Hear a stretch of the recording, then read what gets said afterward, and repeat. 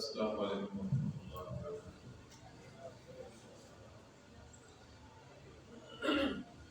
الحمد للہ رب العالمین والصلاة والسلام علی سید الانبیاء والمرسلین وعلی آلہ واصحابہ وعلی کل من تبعهم الی یوم الدین، اما بعد۔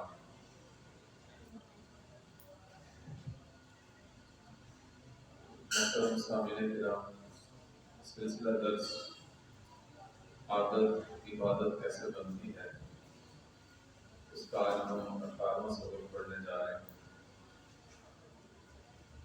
انسان کی زندگی گزارنے میں اور اس کے رہنے سہنے میں اور طریقے میں اس کی عادات میں ایک عادت یہ بھی ہے کہ ہر انسان کسی نہ کسی سے دوستی کرتا ہے، تو اس دوستی کے کچھ تقاضے ہیں۔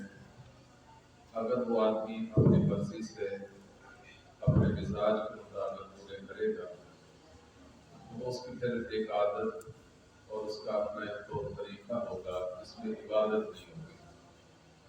لیکن اگر آدمی اس تعلق کو ان احکامات کی روشنی میں نبھائے گا جو اللہ اور اس کے رسول نے بتایا ہے، تو پھر یہ ایک طور طریقہ اور عادت نہیں رہے گی بلکہ عبادت بن جائے گی۔ آج ہم اس سبق میں پہلے تو دوستی سے متعلق احکامات پڑھیں گے، اس کے ساتھ ساتھ اگر ٹائم ہوا تو دوسرا ادب پڑھیں گے، تعزیت، کیونکہ انسان کی عادات میں یہ بھی عادت شامل ہے کہ جب کسی دوست کے نام یا کسی رشتہ دار کے نام، اپنے تعلق والے کے نام، ہمسائے کے نام کوئی غمی کا موقع ہوتا ہے، کوئی فوت ہو جاتا ہے، تو اس کی تسلی کے لیے وہ جایا کرتا ہے، جس کو تعزیت کہتے ہیں۔ یہ بھی اگر ہم اپنی مرضی سے اپنے ماحول کے مطابق، ماحول کے تقاضوں کے مطابق یہ عمل انجام دیں گے تو یہ ایک عادت رہے گی، اور اگر ہم اس کو بھی اللہ اور اس کے رسول کے بتائے ہوئے طریقے کے مطابق یہ عمل کریں گے تو پھر یہ عادت نہیں رہے گی، عبادت بن جائے گی۔ تو یہ ہمارے سبق کا یہی منشور ہے کہ ہم نے اپنی عادتوں کو عبادت میں ڈالنا ہے۔ تو سب سے پہلے دوستی کے جو تقاضے ہیں، جو اس کے احکامات ہیں، ان میں سے سب سے پہلا یہ ہے کہ ایک مومن کو مومن کے ساتھ ہی دوستی کرنی چاہیے، کسی کافر کے ساتھ دوستی نہیں کرنی چاہیے۔ اللہ تعالیٰ کا بھی فرمان ہے، لا تتخذوا الکافرین اولیاء من دون المؤمنین، مومنوں کو چھوڑ کر کافروں سے دوستی نہ کرو۔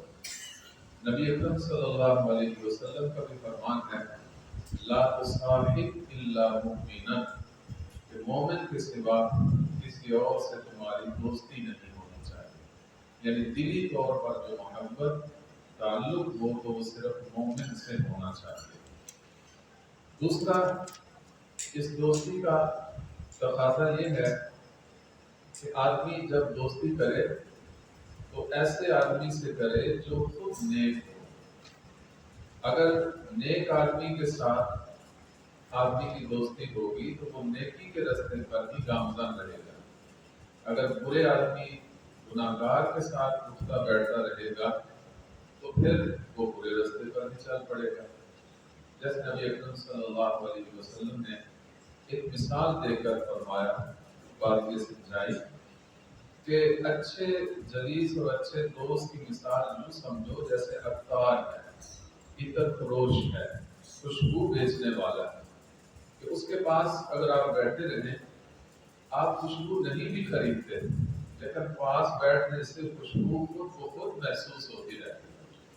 اور برے دوست کی مثال یوں سمجھیں جیسے آگ کی بٹی جلانے والا کوئی لوہار ہے کہ اس کے پاس آپ بیٹھے رہیں گے، اگر اس کے انگاروں سے آپ محفوظ بھی رہیں گے تو کم از کم اس کی بٹی کا دھواں آپ کو پریشان کرتا رہے۔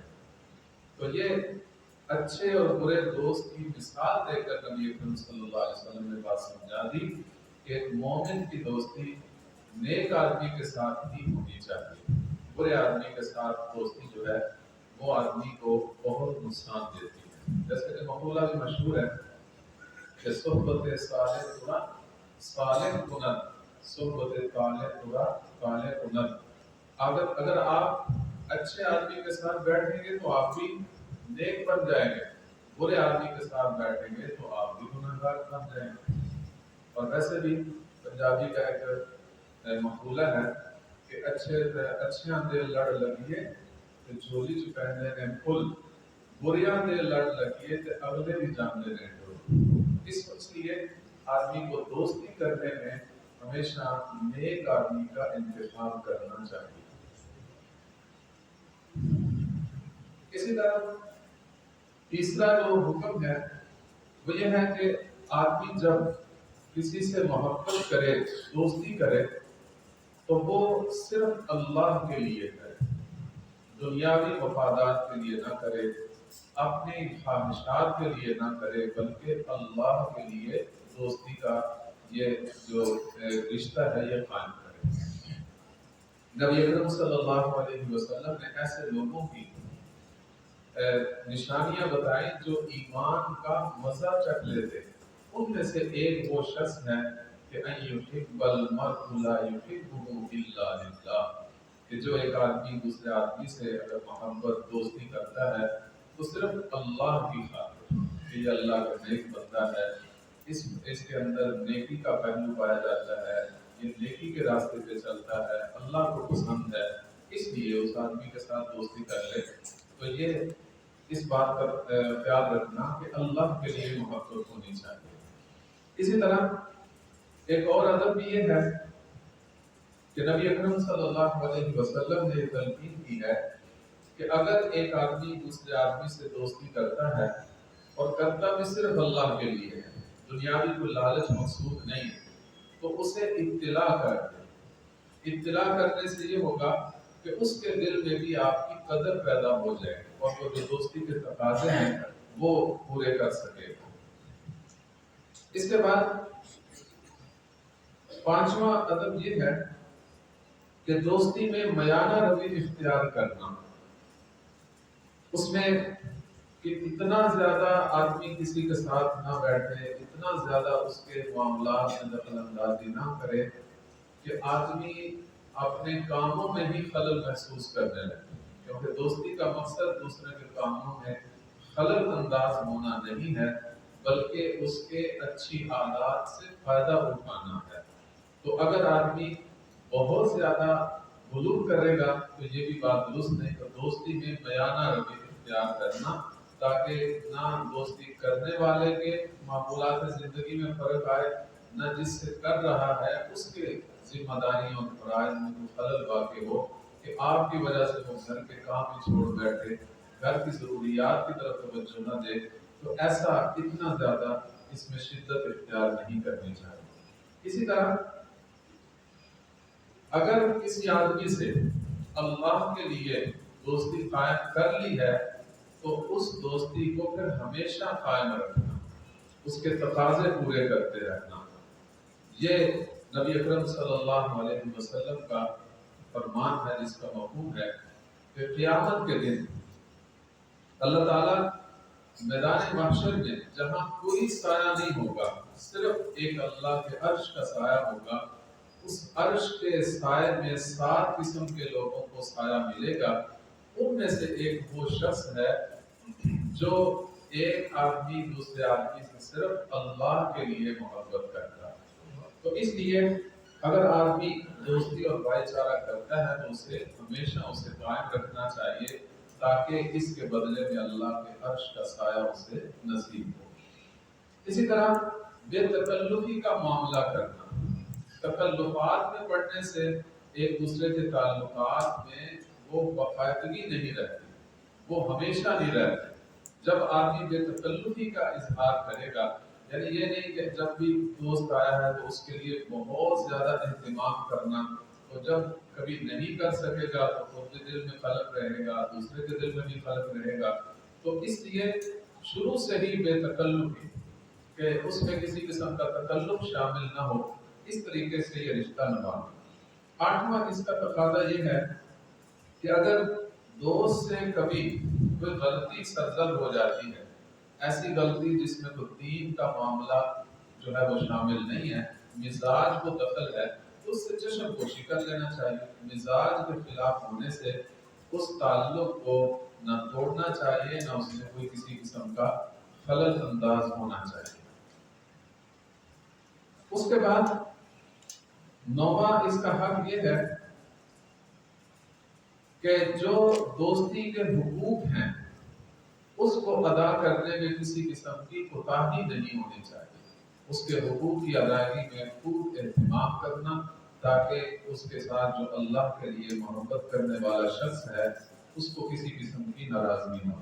10واں یہ ہے کہ اگر وہ دوست موجود نہیں یا فوت ہو چکا ہے تو اس کے اہل ویال کے ساتھ بھی حسن سلوک سے پیش آنا، یہ بھی اس کی دوستی کے تقاضوں میں سے ایک تقاضا ہے۔ 11واں یہ ہے کہ ایسے دوست سے ہمیشہ بچنا چاہیے جو صرف خوشی کے اور اسی طرح اچھے حالات میں ہی صرف دوست بنتا ہے، غمی اور تکلیف میں دوستی نہیں نبھاتا۔